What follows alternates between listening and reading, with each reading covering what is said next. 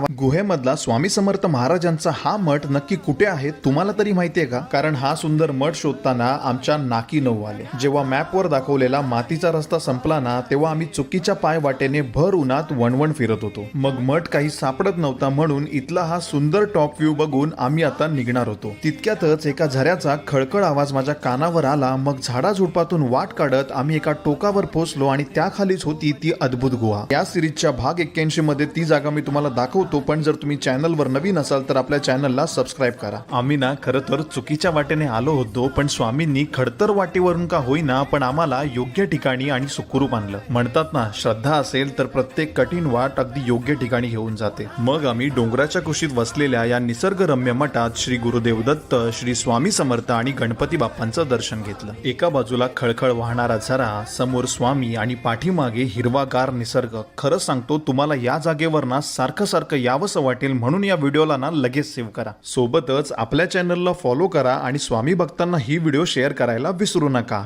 Shri Swami Samarth. Download ShareChat.